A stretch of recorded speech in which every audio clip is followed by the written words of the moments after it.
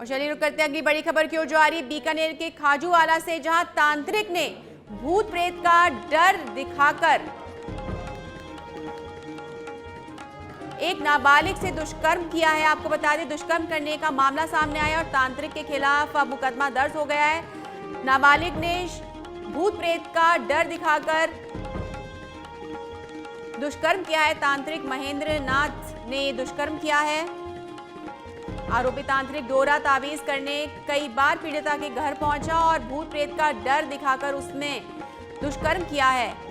इस नाबालिग के साथ खाजूवाला की एक घटना है जहां पर भूत प्रेत का डर दिखा करके,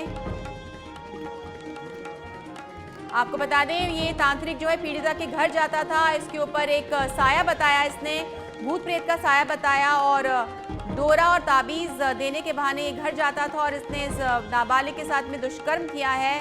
भूत प्रेत की छाया होने का डर दिखाया और भूत प्रेत निकालने का झांसा देकर दुष्कर्म की घटना को अंजाम दिया। तांत्रिक महेंद्र नाथ मेघवाल के खिलाफ अब मुकदमा दर्ज कर लिया गया है। आपको बता दें और इस पर ज्यादा जानकारी देने के लिए सुरेंद्र मंडा जुड़ चुके हैं हमारे साथ में, हमारे सहयोगी फोन लाइन पर हमारे साथ में। क्या है पूरा मामला सुरेंद्र? में एक तांत्रिक के खिलाफ भूत प्रेत का डर दिखाकर एक नाबालिग बच्ची के साथ दुष्कर्म करने का मामला सामने है। ऐसे में अब पुलिस ने पीड़िता की रिपोर्ट के आधार पर मामला दर्ज कर लिया। पीड़िता का जो मेडिकल है वो करवाया गया है। इसके साथ ही बता दूं कि पीड़िता के द्वारा रिपोर्ट में बताया गया है कि पीड़िता बच्ची नाबालिग थी, उसके भूत प्रेत का छाया बताकर उसको डरा धमकाकर उसके साथ कई बार दुष्कर्म किया गया। सुरेंद्र, ये जो तांत्रिक के घर जाता था तो परिवार वाले भी रहते होंगे, तो किस तरह से इसने इस पूरी वारदात को अंजाम दिया, किस तरह से दुष्कर्म कर पाया? से नाबालिग बच्ची के माँ जो माता है उन्होंने रिपोर्ट में बताया है कि इसके अंदर इस प्रकार की भूत प्रेत की छाया बताकर इनके घर तांत्रिक आता था और इस बच्ची को कमरे में बंद करके गेट बंद कर लेता था और घर वालों को डराता था कि यदि गेट के दरवाजे पे हाथ लगाया तो आप सभी भस्म हो जाओगे।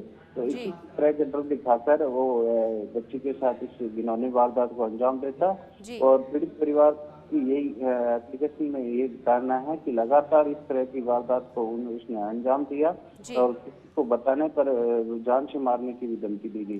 फिलहाल पुलिस ने पीड़िता की रिपोर्ट पर मामला दर्ज कर जांच शुरू की। जी सुरेंद्र, क्योंकि इस तरह की इसने इस घटना को अंजाम दिया तो हो सकता है पहले भी इस तरह की वारदातों में लिप्त रहता और इस तरह का डर दिखा के इसने और भी कई जुर्म किए हों।